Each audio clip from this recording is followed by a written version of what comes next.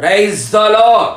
ఆత్మస్వరూపి అదృశ్య దేవుడైన త్రియేకనాథుని నామములో మీ అందరికీ ఆత్మఫలము, ఆత్మవరములు, ఆత్మానందము, ఆత్మాభివృద్ధి మెండుగా నిండుగా కలుగునుగాక. ఈ దినపు యేసయ్య జీవపు మాట. పేతురు రాసిన మొదటి పత్రిక 2వ అధ్యాయం 5వ వాక్య భాగము. మీరును సజీవమైన రాళ్ళవలె నుండి ఆత్మ సంబంధమైన మందిరముగా కట్టబడుచున్నారు. అనుదినము ఆత్మలో ఆనందించుచు ఆరాధించుచు ఆత్మచేత నడిపించబడుచు యేసయ్య ఆగమనము కొరకు ఆయుత్తపడుటకు అనుదినము ప్రయాసపడుచున్న ఆత్మ సంబంధులారా, ఆత్మీయులారా, మనమందరము ఆత్మ సంబంధమైన మందిరముగా కట్టబడాలి. అందుచేత ఆత్మ మనతో ఎప్పుడు నివాసము చేయాలి. ఆత్మ సంబంధమైన మందిరముగా కట్టబడినట్లు సజీవమైన రాళ్ళు కావాలి. ఆ సజీవమైన రాళ్ళు మనమే గనుక మన జీవిత విధానము సజీవమైన రాళ్ళ వలె మారాలి. క్రీస్తు యేసే ముఖ్యమైన మూలరాయి ఉంటుండగా అపోస్తలులు, ప్రవక్తలు వేసిన ఆ పునాది మీద ఆత్మ సంబంధమైన మందిరముగా కట్టబడాలి.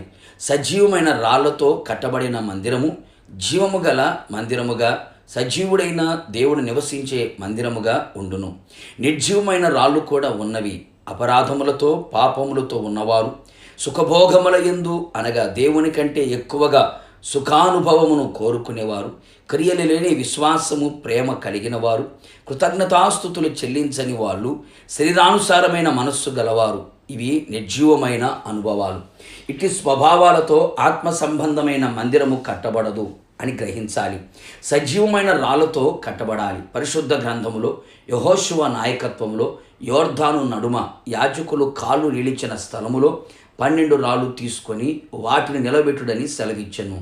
అవును ప్రియులారా, నిబంధన మందస్సము మోయు యాజకులు అనగా సంఘక్షేమమే తన ప్రాణముగా ఎంచి భరించుచు సంఘాన్ని గూర్చిన చింత, భారము, బాధ్యత కలిగిన సేవకుల యొక్క నడిపింపులో మనం ఉండాలి.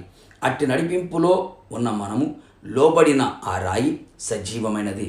ఆ రాళ్లకు సున్నము పూసి ధర్మశాస్త్ర గ్రంథములో ఉన్న వాక్యములు రాయమని చెప్పాను. అవును ప్రియులారా, మనలో ఏ భేదాభిప్రాయాలు ఉండరాదు. కులము, డబ్బు, స్థితిగతులు గూర్చినవి మనమందరం ఒకే కుటుంబ సభ్యులమని గ్రహించాలి.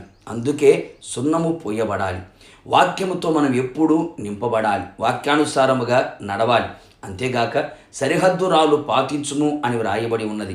మనం ఏర్పరచబడిన వారం. అన్యజనుల నుండి ఆయన మనను వేరు చేశారు. లోకమునకు మనకు హద్దు ఉండాలి. మనము లోకములోనికి వెళ్ళకూడదు, లోకము మనలోకి రాకూడదు. ఇది సజీవమైన రాయి. ఇంకను మనము కాలుచున్న రాళ్ళ వలె మారాలి. అనగా పరిశుద్ధాత్మలో ఎప్పుడు కాల్చబడుచు మండుచు ప్రకాశించే వారిగా ఉండాలి. వాక్యమును ధ్యానించుట చేత మన హృదయములు ఎప్పుడు మండుచు ఉండాలి. జయ జీవితముతో నడిపించాలి.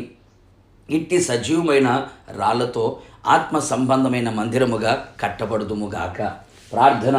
ప్రియ పరిశుద్ధాత్ముడా, ఈ పరిశుద్ధ పాదములకి స్తుతులు, స్తోత్రములు చెల్లించుచూ ఉన్నాం.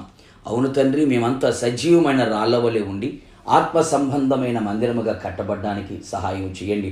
నిర్జీవమైన రాళ్ల స్వభావాలు మాలో కనబడనివ్వకుండా సజీవమైన రాళ్ల స్వభావాలు మాలో కలుగు చేయండి. నడిపింపుకు లోబడిన వారిగా, ఏ భేదాభిప్రాయాలు లేని వారిగా, వాక్యానుసారముగా జీవించే వారిగా, హద్దులు కలిగిన జీవితం జీవించే వారిగా, జయ జీవితం కలిగిన వారిగా మీ సన్నిధిలో కనబడినట్లుగా క్రీస్తు యేసు ముఖ్యమైన మూలరాయి ఉంటుండగా అపోస్తులు, ప్రవక్తలు వేసిన ఆ పునాది మీద ఆత్మ సంబంధమైన మందిరముగా కట్టబడి మీరు అక్కడ సిద్ధపడినట్లుగా కృప దయచేయమని యేసు నామములో అడుగుచున్నాను తండ్రి, ఆమెన్. నిశ్చయముగా మీరును మీ కుటుంబ సభ్యులందరూ సజీవమైన రాళ్ల వలె ఉండి ఆత్మ సంబంధమైన మందిరముగా కట్టబడుదురుగాక. God bless you.